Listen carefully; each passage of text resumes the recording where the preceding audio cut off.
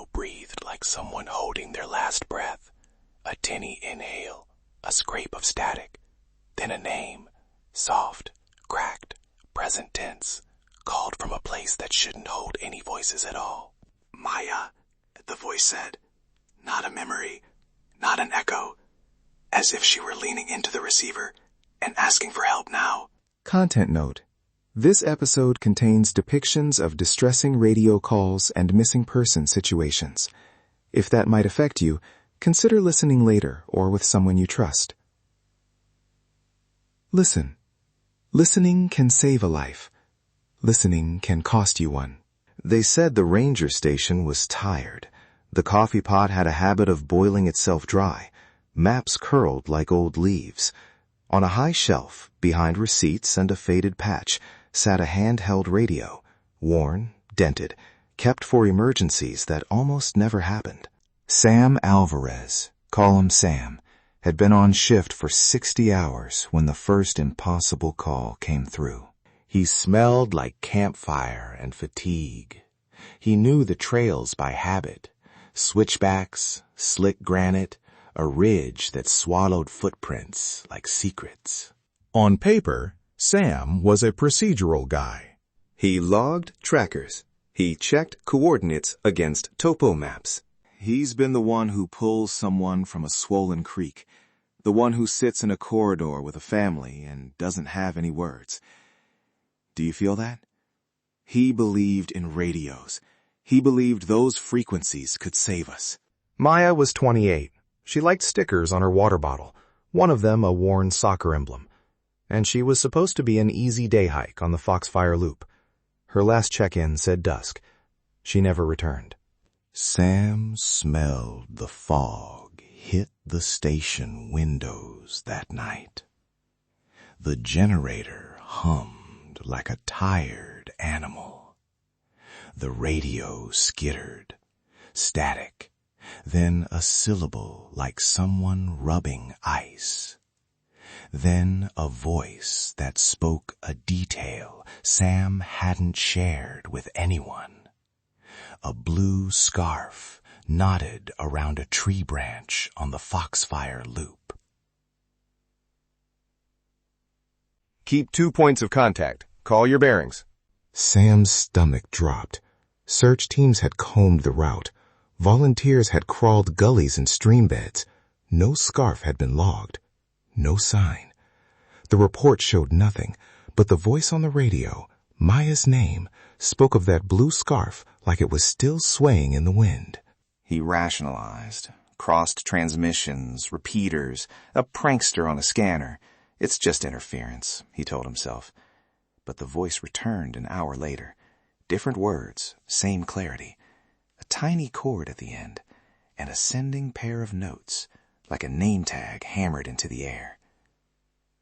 Then another call, a man who'd vanished from that ridge 27 years ago. Gravel in his voice, but he described the smell of pine resin like he'd just sunk a gloved hand into a sap pocket. The station's archives had his missing person file, but the new call said something no file preserved. The ridge had a hollow, and in that hollow you could hear the land breathing. The pattern arrived like a slow calculus, calls layered, recent reports interlaced with incidents decades old. Coordinates jumped a few meters whenever they tried to lock on, and always a tonal signature, a tiny chord before every transmission, like a fingerprint carved into static. Sam began to trace those jumps with a topo map and a notebook full of numbers that never quite met.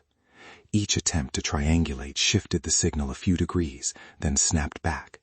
The radio spit out coordinates that pointed to a dead zone, a steep face, a bowl of shadow between two ridgelines, a place where cell phones died and compasses hiccuped. He called in an official search team. Protocol mattered. Logs, permissions, backup channels. They packed rope and tarps, flares and spare batteries. A field medic checked vitals and murmured logistics. Everyone moved with the pragmatic calm of people who know the wild can be terrible and practical at the same time. What was that? Replay that. Now. As they hiked, the radio squawked in Sam's pack like an animal restless in the dark. Voices stitched into static, some urgent, some detached, like recordings played back through a fogged mirror. One call spoke of footprints leading to the edge and stopping, as if air itself had taken the steps. Another hummed a child's lullaby that matched a registry note from a century ago. Patterns nested inside patterns. Hold the light. Watch your step. They reached the dead zone just before dusk.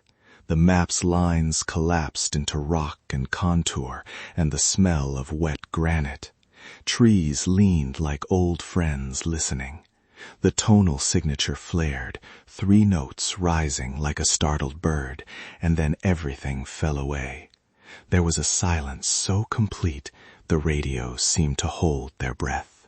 Sam moved toward a narrow saddle between 2 outcroppings. His headlamp painted the fog in a thin white blade. The team spread out. A boot scraped rock. The medic whispered a check. And then the radio, small in his hand, spoke like someone leaning over the ridge and calling down into a well. "Don't leave the path," said a voice that could have been Maya's or the man from 27 years ago. Words stitched, overlapping, out of order. Then the tonal signature again. The team froze. The world narrowed to the radio in Sam's palm and the thin, impossible clarity of the plea. That's recent. Someone left it. Weeks, not years. Someone suggested retreat. It was the sensible call, but Sam had spent a life telling people to hold on, to follow coordinates, to trust a line of radio through a storm. He remembered a child pulled from a river because someone refused to look away. The choice anchored him. Do you feel that? Listening can save a life. Listening can cost you one. They moved as a rope team now, each foot deliberate, each voice a tether. The hollow smelled of old smoke and moss. The radio's cord pulsed, faint as a pulse at the throat. Then, without warning, the static peeled back, and something like a chorus of breaths whispered all at once. At the center of the hollow, they found a cairn of stones, small, neat, strangely recent. Tied to the top was a strip of fabric, blue, knotted, flapping like a flag in a wind that wasn't there. The air felt thicker, as if sound had a weight.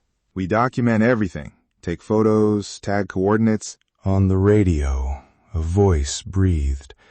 We kept count. We put them in order. The words didn't make immediate sense, and that was the part that cut like cold. Order where none should be. They searched the hollow until headlamps burned low. They catalogued footprints in the mud. They marked an absence. No bodies, but these traces. This is not random. I left with evidence that didn't add up. An old dog tag with no matching file, a child's toy half buried, and a handful of coordinates that refused to belong to any map projection. Back at the station, officials asked for paperwork. Sam filed the manifest and added a line in the margin. Signal present. Follow-up required. A woman called the station 2 weeks later.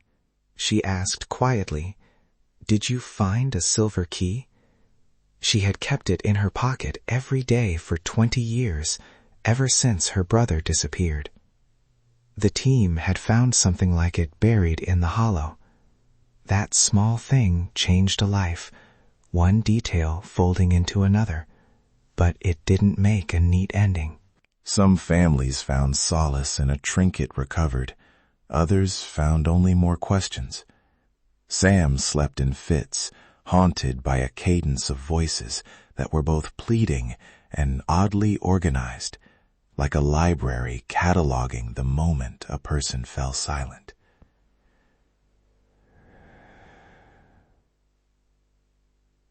Weeks later, at his kitchen table, the radio chirped in the background, He had it on because he couldn't not, and a voice, thin and intimate, said 2 words.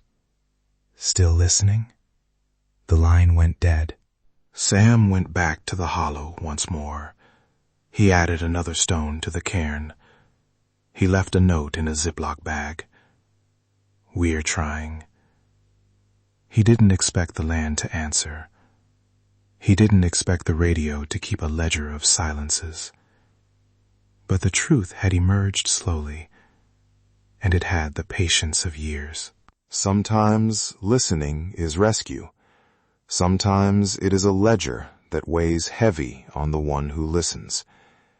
The radio didn't free anyone in neat ways. It offered fragments, names, objects, coordinates that fit together like broken gears. We listened. We found fragments. And we learned that listening keeps a ledger. The question isn't only whether we can find them, it's whether the cost of knowing is something we are willing to carry. If you're still here, it means the story followed you to the end. Take a breath.